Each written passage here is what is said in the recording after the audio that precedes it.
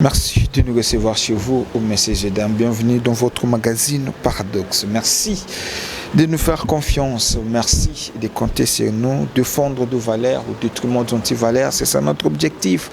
Notre lead, recadrer les églises par la vraie doctrine, c'est ça. Effort autour de ça, la colonna, comme la bosolo, comme la vérité, et la ngambo politique, la ngambo religion. Et aujourd'hui, nous sommes dans la religion. Ça fait un bon moment ici sur ce plateau. On avait eu le temps, il y a pour cela à bande qu'on fait pas pasteur sur un thématique oyo Italie Maramboteli à la réincarnation. Est-ce que est biblique? On va essayer de parler ici avec mon invité. Il s'appelle comme ça Frère Chamba, lui le disciple croyant un message attend de la fin à William Mario Branham. Ndeko Jonathan Meka côté de ses biches autrefois ici que la réincarnation est biblique. Et alors le colato il n'a porte en plus la connaissance peut savoir nabino. Et aujourd'hui tout ça est fort et que nous débattre sur cette thématique. La réincarnation est-il biblique? Na frère Chamba sur ce plateau, mais aussi il y a aussi le frère Jonathan qui nous avait dit que enlèvement ici est banni. Donc pour frère Jonathan, alors qu'il n'a dit que enlèvement ici est Zosa moment où Loba enlèvement Zosa déjà. Alors est-ce que Aline a raison à qu'on pouvait biso na quatre Bible sexy? To Aline frère Chamba et aussi il y a le frère Jonathan qui est ici autre débat sur la réincarnation, est-ce qu'il y a les biblique? Et puis nous allons aussi toucher pour il y a enlèvement. Est-ce que enlèvement que ça les manenga ba côté les sabiso autrement dit ou n'engue peut-être batoba kolobela ici avec comme mes invités sur ce plateau on va discuter sur ça. Laissez-moi dire merci à mon major Marlon Moutiele, merci Espérance derrière la caméra, merci à Dieu, merci Mokuma. Voilà. Je vous avais dit que j'ai deux invités ici avec moi. Je le frère Chamba. Frère Chamba n'a pas sur Mbote. Mbote Mingi, n'a pas pour l'invitation. Merci et puis, apprécie les téléspectateurs. Bonjour, shalom. Merci beaucoup, frère Jonathan. N'a pas sur Mbote. Mbote, papa journaliste. C'est un aller dans Ngambo Nabiso. Il y a qu'on recevoir bien sur ce plateau. C'est automatique, automécaki. Quoi annoncer na bandeko parce que ali moko ya mai oye ko créer mbutu to ebité. Banani bakolo babo solo et puis Bible koloba nini ya liboso ali na maitali ya réincarnation to meka ko solo lana yo awa hôtel saki bande koloba ke oko croire à réincarnation oko ndima yango et puis hôtel saki biso et que enlèvement ici bandaki nde yango moko mama likambo to ko solo la ensemble sur ce plateau. Je commence d'abord par Ndeko Chamba, frère Chamba. Vous êtes aussi croyant un message attend de la fin William Mario Branham, disciple à il y a frère Pierre Casse, autre petit Bambote, église primitive. Est-ce que vous croyez à la réincarnation? Bon, il faut recadrer comme Moko. Dans un disciple, il y a frère Pierre Casté. Dans un disciple, il y a Yeshua HaMashiach, qui est notre Seigneur et notre Sauveur, que le monde appelle Jésus-Christ. Mais son vrai nom, ce n'est pas Jésus-Christ. Très bien. Son vrai nom c'est Yeshua HaMashiach parce que le salut vient des Juifs. Et son nom aussi est venu des Juifs parce que lui il était hébreu. Il est né en Israël. Donc, et le pasteur Pierre Casse et moi, nous sommes disciples de Yeshua HaMashiach. Merci beaucoup. La réincarnation n'est pas une doctrine biblique. Ok. La Bible ne reconnaît pas la doctrine de la réincarnation. Il y a des passages. Hébreux 9, 27. Vérifiez aussi à la maison, parce que c'est en débat. Oui. Vérifiez à la maison, envoyez une nouvelle question et ça sera vraiment quelque chose de bien. Hébreux 9, 27 dit et comme il est réservé aux hommes de mourir une seule fois, après quoi vient le jugement, de même Christ qui s'est offert une seule fois pour porter les péchés de plusieurs, apparaîtra sans péché une seconde fois à ceux qui l'attendent pour le salut. L'écriture est claire. Et puis, ils ont les mêmes discussions, même débatté. Et comme il est réservé aux hommes de mourir une seule fois, Moutou, à Botami, à moment à Koli, à Kokufa, Mbala Moko, et puis aussi le jugement. La réincarnation, d'abord, on vérifie dans le dictionnaire c'est que la réincarnation dit, dans autant que la téléspectateur, allez-y. Potos à la bisono suna boyoki moko la même compréhension. Réincarnation. Natalia on a édition spéciale dictionnaire hein? Dictionnaire édition spéciale RDC dictionnaire universel agence universitaire de la francophonie. La réincarnation est un mot féminin qui veut dire nouvelle incarnation d'une âme dans un corps différent. Ils ont renvoyé un mot métampsychose. C'est réincarner, verbe pronominal, s'incarner de nouveau. Et la métampsychose, c'est quoi? La métampsychose est un nom féminin qui veut dire transmigration après la mort de l'âme d'un corps dans un autre. Donc, c'est la transmigration après la mort de l'âme d'un corps dans un autre. C'est ça la réincarnation, la métampsychose. Or, la Bible nous dit, il est réservé aux hommes de mourir une seule fois. Donc une âme ne peut pas se réincarner dans un autre corps après la mort. Cette doctrine-là, la Bible ne la reconnaît pas. Merci beaucoup. Frère Jonathan Mokwa. Mikolo leki to yambaki o ao pouvoir que biso vraiment na Bible réellement au tel ça qui biso vraiment na Bible que au kondima réincarnation. Olandi frère Chamba a rejeté un bloc et puis après ce verset la Bible koloba donc il a interprété juste verset oyo koloba na Bible que il est réservé aux hommes de mourir une seule fois et après il y aura le jugement.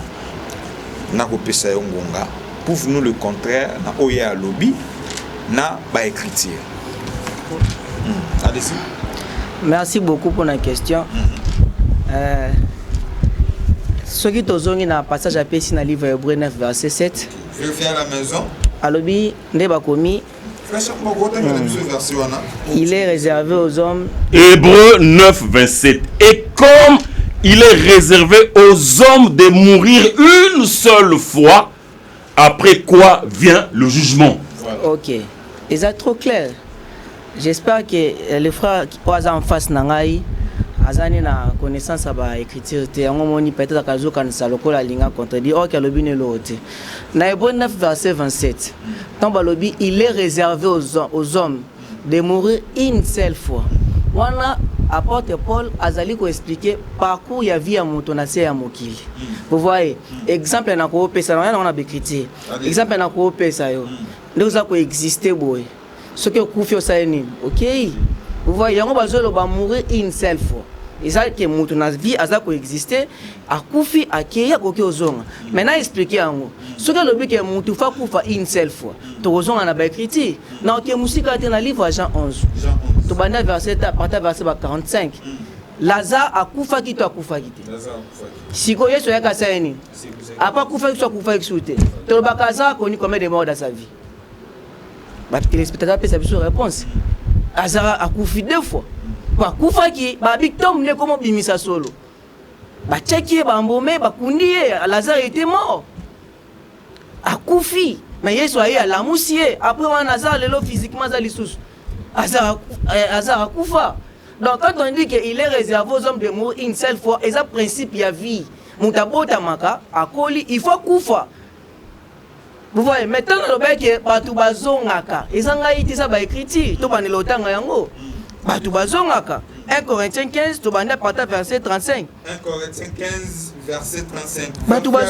C'est très important. Envoyez-nous vos questions, c'est un sujet autour de l'éclairage. Vous êtes pasteur, docteur, venez nous éclairer, frère Chamba est là, frère 1 Corinthiens 15 à partir verset 35. Okay. Mais quelqu'un dira, comment les morts ressuscitent-ils et avec quel corps reviennent-ils? Insensé, ce que tu sèmes ne répond point vie s'il meurt. Apôtre Paul va tourner une question. Est-ce que ba mort, ba zongaka, bato ba kufa? Question tourner biso yangwana bato ba kufa. Ba zongaka, Maintenant qu'il le frère en face a vu le dictionnaire attang malheureusement na quand c'est un passage biblique aux prouver réellement que moto ça coup faire son raté na moni en côté maintenant là ça na ba critique apporte pas batuni question abani ko répondre batalobi boy est-ce que batu bakufa bazongaka soki bazongaka na corps nini apporte Paul sikoyo alinga expliquer makambo na zolo ba eza solo abani ko loba boy. Quelqu'un dira, comment les morts ressuscitent-elles? Et avec quel corps reviennent-ils? Insensé. Ce que tu sèmes ne répond point vie s'il meurt. A juste exemple et sémence, a juste graine. Avant de expliquer, par réalité, on a zolo baso muta kufia zonga kamaki na ona nenga graine. Na suko ma nenga bandoloba. Alors bisiko boy. Et logo yozo seme. Il peut bota, il fait ça ni. Et kufa nando. Donc neto zwaka. Graine, to bois qui na mabele eza lokola to kundie. Avec votre entité mususu fait ça ni ekufa. De la même manière, ma comme nazo loba yango. À l'époque la bandi ko continue le biboé. Ce que tu sèmes, ce n'est pas le corps qui naîtra, c'est un simple grain de blé, peut-être de quelque chose ou de semences. Puis Dieu donne à un corps qui lui plaît. À chaque semence, il donne son corps propre. Toute chair n'est pas la même chair. Mais toute autre chair, il y a les chairs des hommes, il y a celle des quadrupèdes, il y a celle des oiseaux, il y a celle des poissons. Après la pesi sur parabole. Na parabole à l'ingalo babu. Batunye, suki batu bakufi, est-ce que bazongaka, bazala retirer salam, ego salam, mais avec quel corps? Après pas baniko lo babu. Au moni graine, o yo boaki. Ezaka corps wana te mute kobota. Yo zui graine o boaki. Koboka graine eza lokola mutasai nini akufi. Siko kobota graine wana ekobota nzete o nzambe ye moko alingi. Abandi ko détailler tozana ba différents corps. Tozana corps des hommes, tozana corps ba quadrupèdes, tozana corps ba oiseaux, tozana corps ba arbre. Donc ceux qui muta kufi a rozonga na kola te solo ko mususu. OK, akola ta corps o nzambe ye moko alingi. Yango na zonga ki la fois passée na livre Ecclésiaste kuna 3 le verset 19. La qui la fois passé place 1. Ecclésiaste 3, le verset 19, n'a cité. 19. Car les sorts des fils de l'homme et celui de la bête sont pour tous un même sort. Comme meurt l'un, ainsi meurt l'autre. Ils ont tous un même souffle de vie. Et la supériorité de l'homme sur la bête est nulle. Car tout est vanité. Merci. Donc l'homme et l'animal, ils ont le même souffle. Donc son mutakufi kozon ana nzamba kopona kora pesa ye. Ako pesa kora nyama, ako pesa kora ils ont dépend na kora nzambe mo kwa bien. Merci beaucoup frère Jonathan. Frère Chamba nasu la nini ndekwa lobi. C'est-à-dire après cette explication mais ko ndimbola o yo pesa qui verse le bique parce que yo pesa biso verset à hébreu au Bible zolo ba que le réservé aux hommes de mourir qu'une seule fois et après jugement quoi. Mais lui là démontré à tel espèce au Paul à loba qui a qui sous plus loin et là dit que kozonga moto ça dépend maintenant de la volonté de Dieu. C'est-à-dire moto ça kufa qui esprit ko la relate ça monyama a relate ça on peut nzete. Votre réaction na ma monde walobi. Bon, heureusement que alors la difficulté pour comprendre les Saintes Écritures. Il ne peut pas comprendre parce qu'il n'a pas été appelé au ministère. Il fait un travail qui n'est pas sien. Alors il est en train de mélanger les Écritures. Alors bisogi mutakufi nzamba kozong bisaye oye nzamba lingi ozong bisaye soit nyama soit nzete. Mais si tel est le cas, alors Écriture il y a Hébreu 9 27 on appelle ça qui ça n'a plus de sens. Mais il a expliqué. Attendez, mais ce qui muto a botami a koufi et que nzamba zongisi na mukili par exemple les lions. Mais écriture il y a Hébreu 9 27 et ça sur le sens c'est que nzamba va juger nani au jour du jugement. A juger mutu ou bien va juger lion. Parce que la Bible dit il est réservé aux hommes de mourir une seule fois. Après quoi vient le jugement. Maintenant le jugement. Ce qui nzambe netingai na botami na koufi soki nzamba zongisi ngai sikoyo cheval au jour du jugement nzamba ko juger nani a ko juger ngai va juger cheval parce que ngai mutu na komi cheval au jour du jugement nzamba ko juger nani il va juger le cheval. Vous voyez que il détruit l'écriture de Hébreux 9:7 par son incompréhension. Ce qu'il dit là c'est pas ce que Paul dit dans 1 Corinthiens 15 à partir du verset 35. C'est pas ce que Paul dit. Paul dit ceci. Seulement les 2 premiers versets pour comprendre. Allez-y. Mais quelqu'un dira, comment les morts ressuscitent-ils et avec quel corps reviennent-ils? Et il n'y a aucune réponse à Paul. Insensé, ce que tu sèmes ne reprend point vie s'il ne meurt. Ce que tu sèmes, ce que tu fais, il faut reprendre vite. So loni nguba, il est obima. Nguba. So loni mbala, il est obima. So que mbala kufi, il est obima. Il est so loni mbala, il est obima, il est obima lisangute. So loni linioko, il est obima jamais anana. Ce que tu sèmes, pour bota, il faut koufa, mais qu'on reprendre kaka la même chose. Jamais on change en côté parce que déjà selon le plus grand principe, il y a reproduction. Dieu a dit que chaque sémence se reproduise selon son espèce. Nous n'avons jamais qu'on soit moutou, à koufi, à réincarner, comme ça, par exemple, oiseau. Il m'a le principe là. Si comme homme, je suis censé demeurer homme parce que chaque sémence doit se reproduire selon son espèce. Si on n'a pas un homme comme un oiseau, lui-même il se détruit. Dieu ne respecte plus son principe vital. Parce que son plus grand principe vital, c'est que chaque espèce puisse se reproduire, chaque sémence puisse se reproduire selon son espèce. Après cet exemple, il y a Lazare. Est-ce que si ce soit Lazare, c'est la mais il ne comprend pas ce qu'on appelle la réincarnation. J'ai expliqué ça, j'ai lu. Le dictionnaire, lui, il ne comprend pas.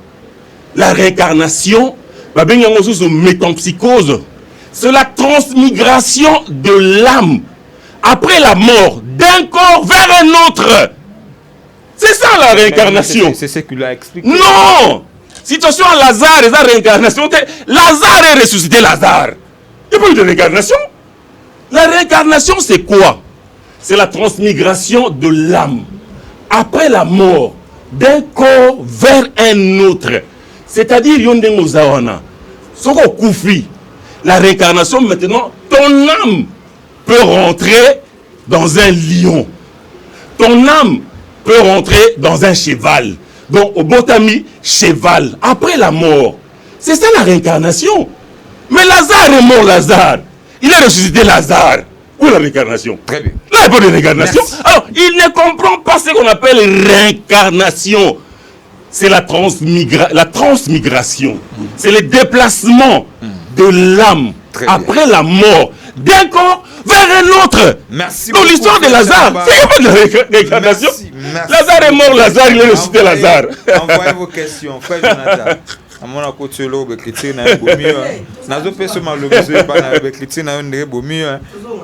Ce qui donne explications, où tu peux savoir tout à l'heure à Lazare, mais Lazare a changé à quitter. Car esprit, on est pas Lazare. Il y a le bien habitué qui. Exactement, je vous donne la parole. Et ça logique à vertige. Oui, et puis pour un vertige. On a le but que Lazare a ça qui réincarnation. Na le but bon côté. Lazare pour expliquer nano. Tu connais Silisa. On a se caté vraiment. Est-ce qu'il est interdit dans ces cas? Il est interdit dans ces cas. Après ce passage à l'objet, il est réservé aux hommes. De mourir combien de fois? Combien de fois? Une fois. Dans toutes les questions, Lazare a fait combien de fois? Moi, je suis Lazare était mort combien de fois? Lazare est mort 2 fois. Parce que Koufaki, Balobi, na tombe, na eso, Lazare na koti kutute. Na plané na kalikolo. Ozomo na ke na niveau na ye. Yango na to ke na ngai na niveau na ye, na soane na niveau na ye. Na ebite na zo soana ye. Balobi na ebwe na ye. Nga na ebisite ke Lazare azaki na bibongote. Na pesi exemple Lazare parce que lobi na ngai ke il est réservé aux hommes. Mais Lazare a koufi combien de fois? La fille de Jaïris a koufi combien de fois? Moi, il y avait Vasaripta dans Ligue 7. 11 16 a koufi combien de fois? N'est-ce pas que va koufi 2 fois? Au moins, il y a des comprendre sur la terre. Azongi kuna na livre 1 Corinthiens, na zaka wana qui est sous place monté. Alors binini, c'est que tu sèmes. Yango fait ça nini? C'est qu'azon dimango. Comment dire à Zela? Nabak c'est le moi ya le baki poto qui est rapidement. Il y a le but de ce souboé. Ne loko yo le baki qui Nzambe a repris sa esprit. Alors là tu s'exprime. Ngala za wana. S'il vous plaît. Yango juste relayer le frère Chambati. malobi net ndo loba na biso mbala simake rola tanyama esprit na yo rola tanyama nkola kozungisa c'est na songi place wana mais ya lobi là où il y a son problème lobi que tant on tolera na jugement nzamba ko juger nyama te wala te esprit ya frère Jonathan nzamba ko il faut juger Jonathan par rapport à oya salaki mais yo lobi nzamba ko zungisa esprit merci beaucoup OK na s'expliquer nazoboya nde kofungola branche ya jugement toke na makambo mosusu na c'était comme prévu débat omona ki eza to déformé batu bazokanisa jugement batu nyonso bakufa na batombe physique oyo bakobima. Vous voyez, connaissance bazote ya batu tongo midi poko yango wana pona nini esa lobi omona batombe kofungama omona batombe kofungama Olanda so na mina kota na wamba jugement toke na makambo mosusu mais nazo ya wana nazongi nazongi sikoka na livre 1 Corinthiens ya lobi boye soki mutu akufi mutu fasa ni nazonga mu azonga mutu yanga lobi ke soki loni nana foka na nebota so loni mbala foka mbale bota c'est kazo ndima ngana zolo na premier point azon ndima ngai ke mutu azongaka yango balobi soko loni mbala fe bota mbala quand est-ce que eloko ko bota fe kufa n'est-ce pas que ngama kuna zolo ba ngwana ke mutu akufi asala nini azongaka azana ka kotonga na zaza nini yakene nil pa da avani kotonga la zali soko pala bandi ko loba boye grand oyo bwaki kana masangu ko oyo kobima ezala masangu mais siko ya une chose à expliquer na sie tozana ba corps ebele mais ko oyo esprit ya kozwa eza ko on nzambe ye moko alingi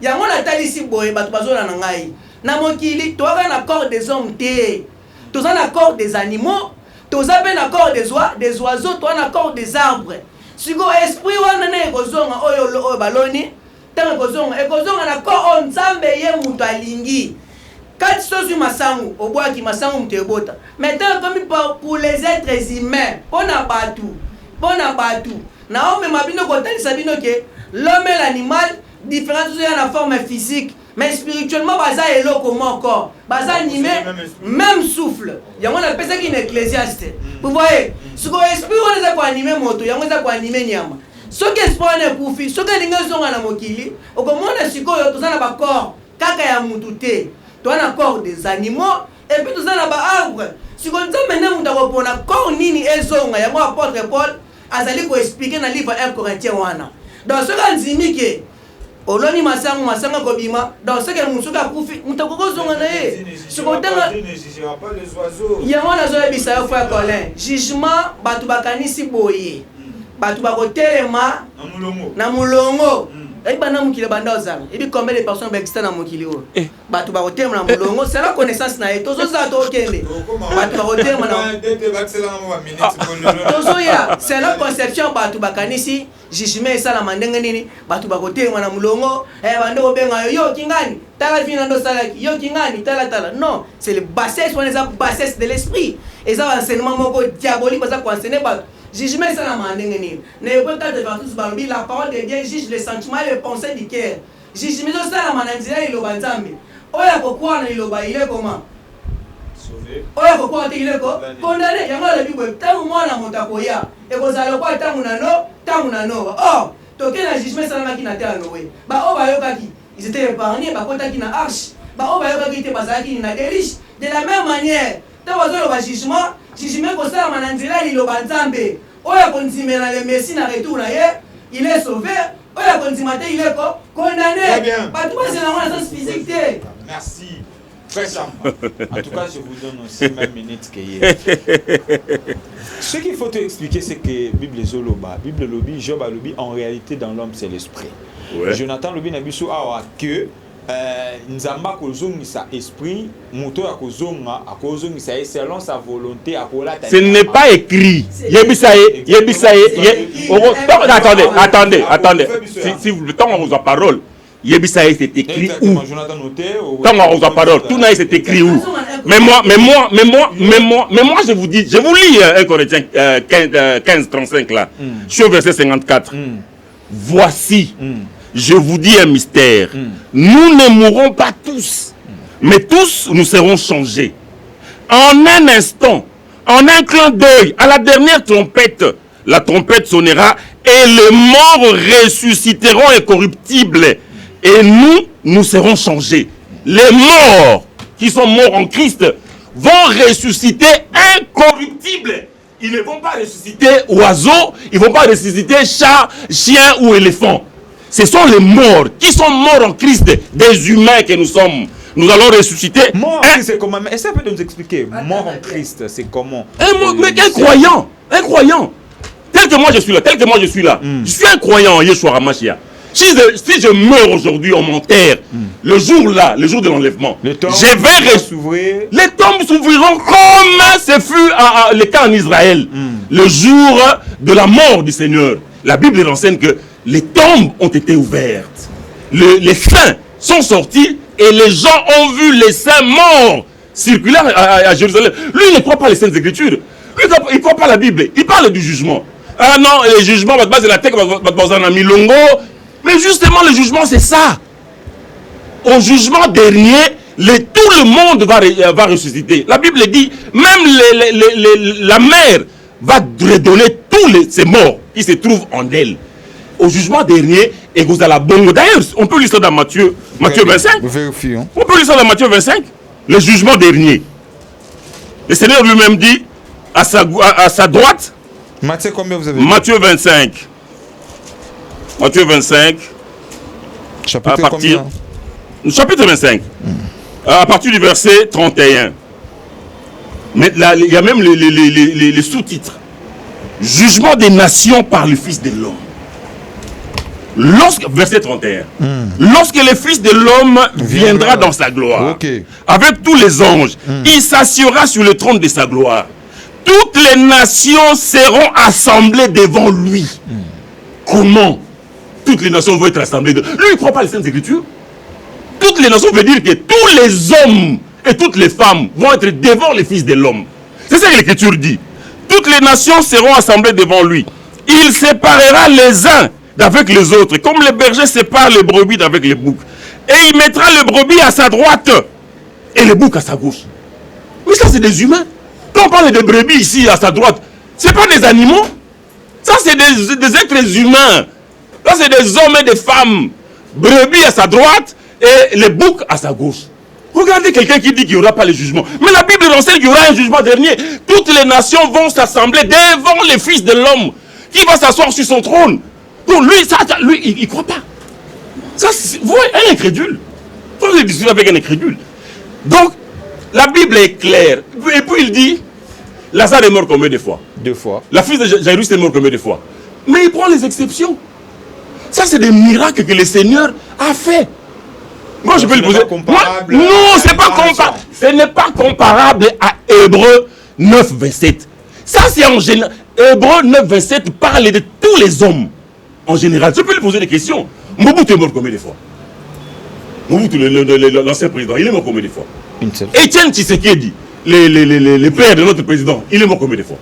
Regardez quelqu'un qui va prendre les exceptions, il veut généraliser. Il me dit Lazare est mort combien de fois? Donc comme Lazare est ressuscité, est mort 2 fois, tout le monde va mourir 2 fois. Quelqu'un qui ne comprend pas les Saintes Écritures. La résurrection de Lazare, c'était un miracle. La résurrection de la fille de Jérusalem, c'était un miracle. Mais ce n'est pas à comparer avec la mort naturelle. La Bible dit, il est réservé aux hommes de mourir une seule fois. Adam est mort combien de fois? Le premier homme. Il peut répondre. Le premier des hommes, Adam, il est mort combien de fois? Ève, la mère de tous les êtres vivants, est morte combien de fois? Le roi David, non, le roi Salomon, l'homme le plus sage et le plus intelligent de tous les hommes, il est mort combien de fois? Il est mort combien de fois? Vous voyez, quelqu'un qui ne maîtrise... Avant de changer chapitre... Qui ne maîtrise... Mais je peux néanmoins chuter. La Bible dit, très chers téléspectateurs, il est réservé aux hommes de mourir une seule fois, après quoi vient le jugement. Je suis en train de discuter avec quelqu'un qui ne comprend pas ce qu'on appelle la réincarnation. Il ne sait pas la définition. Donc il parle, il pense que comme Lazare est ressuscité pour la 2e fois, c'est ça la réincarnation. Il pense ce que Paul dit, dans 1 Corinthiens 35. Très bien. Paul parle de la réincarnation. Il n'y a aucun passage qui dit, je le mets au défi, qui dit que ce qui m'a koufi, Nzambe nde akozongisa ye lolenge Nzambe alingi, qui nous le donne. Très bien. Qui lit ça. Je le mets au défi. Merci beaucoup, frère Jonathan. Ok. Nalingi au sala avec cadrage rapidement pour changer ça le chapitre de la jugement. Rapidement, Mayo ne va répondre na oyo le bac américain pour recadrer aussi il y a de toilettage rapidement. Ok. Na zongi ne lokwa liboso. Na habité so gazo comprendre. Balobi boy, il est réservé aux hommes de mourir une seule fois. Théo. Obimaté. Je vous dis à Obimaté. Bima. Mais on a pour expliquer il est réservé aux hommes de mourir combien de fois? Une seule fois. Alors bien qu'il y a qui ozoa exception. Et salamité salamité. Son azongi na temps ancien. Au monde à Élysée, à la Moussa Moutou. Au monde à Élie, à la Moussa Moutou, on a pour faire combien de fois? Deux fois. Donc dans notre Elisabeth, tu vas le but qu'il est réservé aux hommes de mourir une seule fois. Donc il y a la contradiction. Il y a contradiction, il y a contradiction. Tu dis que le babou. Voilà, c'est la fausse connaissance n'est pas en il y a le biboy. C'est pas miracle. Mais pas fait combien de fois? Deux fois. Un miracle ou pas? Tu pas fait combien de fois? Précision, parce que les écritures c'est la précision. Sans la précision pour interpréter la Bible mabé. Précision que ça là, à couper des fois, des fois, quelque chose à la wana. Quand il y a un miracle, oui, non, et la biblique. N'a pas su exemple quelqu'un dans la Bible. Bah le dit que Lazare combien de fois? Mais Adam est mort combien de fois? Adam est mort combien de fois? Oh, posez ma question là. Nous avons mis en sali moto, moto fabotama. Akola asanini akufa. Mais apôtre Paul tant azolo bakuna ne point neuf on a pensé na ezabongo. Naître grandir mourir. Chaque chose a son temps. Et ça dans sens général wana. Donc mutu fabotama akola akufa. Yango azolo babongo. Mais au monde si qu'on a vie. Il y a des exceptions. Et ça la batu bakufa bendefo bazali. Exception. Et ça dans la Bible ça dans la Bible. Tout le monde tout déchirango. Ailleurs binanga ke apesi Matthieu 25. Batu bakotema ba brebis na ba bouc mes fils na mako séparé. Yama za ko expliquer boy. Na livre en Matthieu 24. Tu vérifier. Matthieu 24. Fais chambre tout vérifier. Mais nous sommes là pour les Écritures. On vérifie. Matthieu 24. 24 verset. Tu vas dans 39. 37 c'est mieux. Vérifiez aussi à la maison, hein. Venez nous éclairer. Oui, autant. 37. Ok. Voilà. Ce qui arriva du temps de Noé arrivera du même à l'avènement des fils de l'homme. Car les jours qui précèdent les déluges, les hommes mangeaient et buvaient, se mariaient et remariaient leurs enfants, jusqu'au jour où Noé entra dans l'arche. Vous voyez, ce qui est Salamaki Nate à Noé, et que ça m'a peine à terre nani, il y a fils de l'homme. Aux autres nangai. Oh, tant que le bibo, les fils de l'homme sont à Koya. À côté de Moussou sur la gauche, à Ben Mamba Brebi, à côté de Moussou sur la droite, Ben Mamba Bouk. Et Eden Sanin, deux classes y a Batuna c'est à Mokili Awa. Bah il dit de Dieu n'a pas fils à perdition. Dans les Christ à Koya, et ça n'a pas tout oh, bah quoi naïe. N'est pas le big temps Zaki, Zaki n'attend à Noé, Néo n'attend à moi à la moto. N'attend à Noé, qu'est-ce qui s'est passé? Il y a eu des gens, oh, bah croyez qu'il naïe. Il y a eu d'autres qui ont croyé quitter. Ce qu'on va croire, il y a un livre en Matthieu 25 à pèse, on va bien banane, babou, babrebi. On va croire, on va bien babouch. Ah, naïbi ça yo pas, tu vas comme maté pour physique. Impossible, la Bible est scellée. Ce n'est pas les mots après c'est ressuscité. Mais vraiment. Toujours madame. Vous voyez, quand on dit quand on dit que les morts en Christ. Tu vas les tuer, on va nous remettre. On va pas mailler, on va expliquer. On va casser. C'est là. Tu vas dans le débat, on va nous déranger. C'est comme il a tout aux autres dérangés. Parce que vous avez comme la zone. Aux autres dérangés. Normalement. Après, c'est livre Matthieu 24, Matthieu 25. Balobi ça kotia babuki mupandi, akotia babrebi mupandi. Babuku wana babrebi na talisi. Ezali deux classes ya batu. Tozana ba Élie de Dieu, na ba fils à perdition. Ce que yemoko yeso lobi boye, tango akozonga. Et kozala lokola na tango a Noé. Tozongi na tango a Noé. Qu'est-ce qui s'est passé na tango a Noé? Noé a prêché. Ba misusu basali nini? Banzimi. Ba misusu basali nini? Ba boyi. Ba banzima ke ezali classe ya ba Élie de Dieu. O ba ki prédestiné bazwa les sali babika. Ba o ba boyi konzima. Ezali classe ya banani, ya ba méchant ba kufa ki na mai. Donc est-ce que Dieu événement là a comparé on a tango na ye. Tango ye ba boya il va prêcher, il va enseigner. Il y a ceux-là qui vont accepter, il y a d'autres qui ne vont pas accepter le message naïe. Il y a besoin de papa côté à gauche, à droite, c'est ça le message. Mais vous allez tenir à Kanisawana. Alors bien la Kisaye et si gani va lobby que ceux qui montent à Koufi à Salanini à Zongaka. Donc c'est que vous comprenez un Corinthien. Non, c'est pas ce que j'ai dit. Je peux répondre à la question? S'il vous plaît. Non, c'est pas ce que j'ai dit. Quand on répond à la question, alors comment la lobby? Allez-y, pardon. Allah qui sa ici, ka Bible lobby que ceux qui montent à Koufi, Nzambende à Zongi Sakaye selon au vouloir de Nzambé, selon volonté Nzambé. C'est la question que je lui ai posée. Alors qu'on se le ramponi. Yoka to balila un Corinthien wana. Difficulté zali à comprendre la moitié. Balobi boué. Tu as interprété. Mais comment les morts ressuscitent-ils? 15, verset 35. Avec quel corps reviennent-ils? Apôtre Paul, aligné sur quoi expliquer, bah mort, bah zon à un corps ni. Ouais. N'habite jusque là, moi j'ai le d'accord. Oui. Ok. Avant ce qu'on peut expliquer. Pour qu'il ne direct. Vous voyez, la parole de Dieu est à la bongo. Yesu, azolo basoki le boko na zo mona mabe sala nini? Kata ngwe sala boko. Non, attention, ceux qui lisent ce moment mabe, zoali sali longola, laissez les morts enterrer les morts. Déjà au monde est bébé pour bébé. Dans prophète de Dieu ba enseigner na papa parabole. Attention avec les écritures. Abandi ce ko lo baboy awa. Bino boni boye ba mort bazonga na corps nini? Azu siko nini? Exemple ya graine. Oyo e ba loni. Kolona graine za le kwa ko kufa lo biboye. Graine wana e ko zonga vie stoki akufite. Parce que quelque chose là qui n'est pas mort bazongaka. Na ba nisiko ko expliquer. Graine insensé que bozali. Graine oyo loni. Poison en vie. Il faut ça ni ekufa. Olanda akiti siko na version elandi. Abani ko lo baboué. Et ce que tu sèmes, ce n'est pas le corps qui naîtra, c'est un simple grain de blé, peut-être quelque autre sémence. Yoloni graine. Quand oyo graine nini nzete graine ne ute les antes to yolona mozu graine oloni nzete mtue ko bima na ito zo na no parabole quoi. OK, à continuer le bibo. Et ce que tu sèmes, ce n'est pas le corps qui naîtra, c'est un simple grain de blé, peut-être de quelque autre sémence.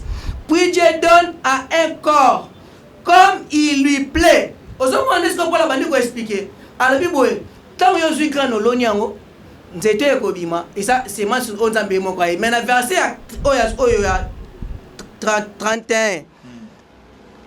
Rapidement, puis Dieu lui donne un corps comme il lui plaît. Donc graine wana zongo lokola esprit ya moto. Vous voyez, graine na parabole, na image ya parabole ne pas ça enseigner. Graine et ça lokola esprit ya moto we kufi. Siko ko zonga nango, nzamba ko pesa ngo corps oyo ya lingi. Na iso zo ko pas de place. Non, nazawana, attendez. Nazawana. Non, nazawana. Asilisi phrase T. Asilisi modé. Et là où il y a Souki, hein. Alors puis Dieu lui donne un corps comme il lui plaît. Et puis à partir ici, et à chaque sémence, il donne un corps qui lui est propre. C'est un voleur. C'est un menteur. C'est mon temps de parole. Le monde a trouvé. C'est mon temps de parole. C'est mon temps de parole. Oui. Puis, écoutez, la pensée. Mais quelqu'un dira, comment les morts ressuscitent-ils et avec quel corps reviennent-ils? Insensé. Ce que tu sèmes ne reprend point vie s'il ne meurt. Et là, l'oni sont écoutés au botate. Et ce que tu sèmes, ce n'est pas le corps qui naîtra. Le même écoufiwana. C'est un simple grain de blé peut-être, ou de quelque autre sémence. Yokasko verset 34. Puis, Dieu lui donne un corps comme il lui plaît. Donc, au grain qui est tombé, qui meurt avant de produire, Nzambe a sango corps, oh ya lingi.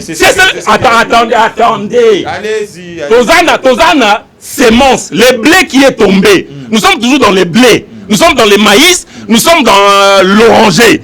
La Bible dit, puis Dieu lui donne un corps comme il lui plaît. À cette sémence-là, seulement à la sémence-là.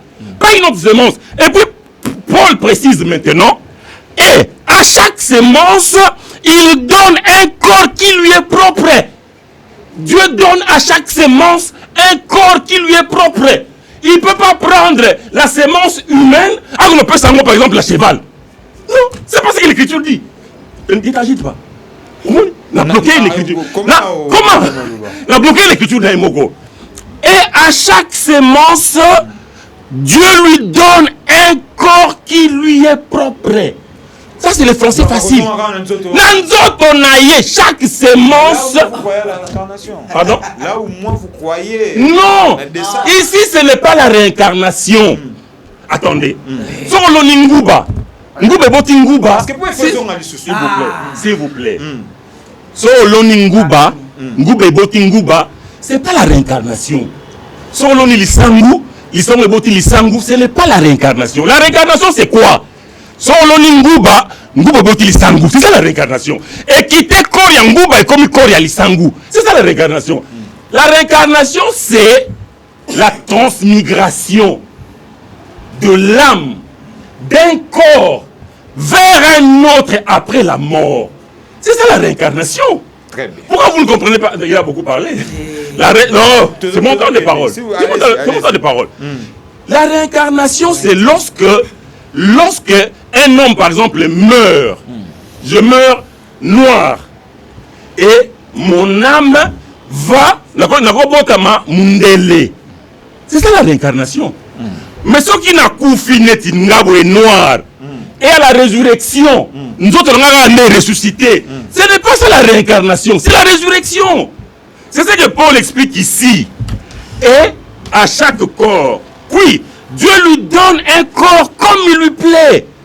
Banguba nyo sezara ndenge moko te. Nguba olona ki wana oloni nguba moko. Mais tant que botama et vous avez nguba belé et Dieu va donner à chaque nguba nzoto oyo se pelisier. C'est ce que la Bible dit ici. Oui. Papa, moi je suis en train de lire en français. Et puis, hein, et yoka et c'est ce qui est plus capital. Et à chaque sémence, Dieu donne un corps qui lui est propre. Ici on parle de chaque sémence. Dieu donne un corps qui lui est propre. D'où vient la réincarnation? Ici il n'y a pas de réincarnation. On parle de la sémence. Nguba, oloni nguba, nzamba ozonga nguba, mais avec un corps qui lui est propre. Oloni masangu, nzamba ozonga masangu, mais avec un corps qui lui est propre. Très bien. Oloni manga, nzamba ozonga manga, avec un corps qui lui est propre. C'est pour la réincarnation. Il a beaucoup parlé. Parce que tout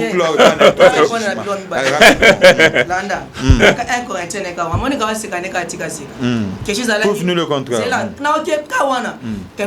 Comment les morts reviennent-ils? Bon,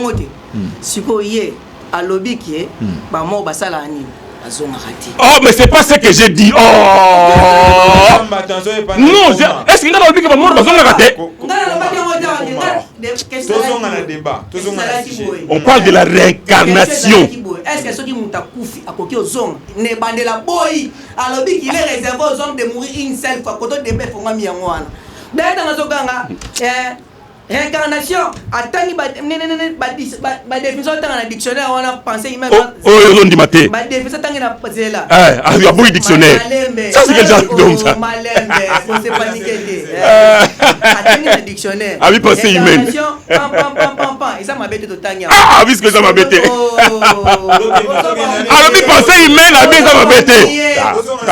Ça, tu ne peux pas débattre avec moi, papa. Tu vois comment tu te contredis?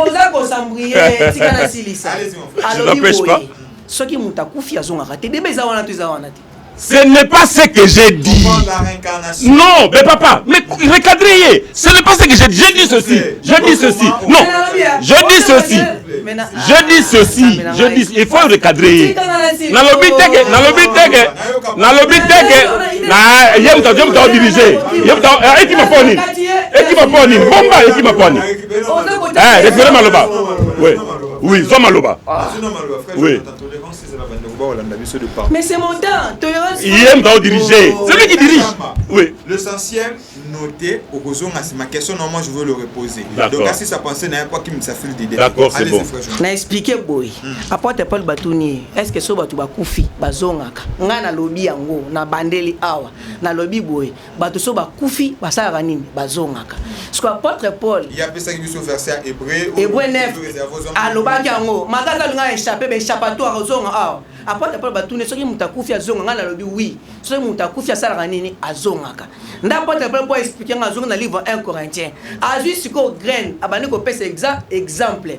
Graine avait zonga bon effet à colonna eza lokola kokufa pe osani ekobota siko tanga kobota ekola d'accord graine ekola d'accord vous voyez ndesi ko ngana ye ngako tuna zo kena zo comprendre ngote corps propre yango na tengaite ça n'habite na tanga ngondenge nini ça na bandela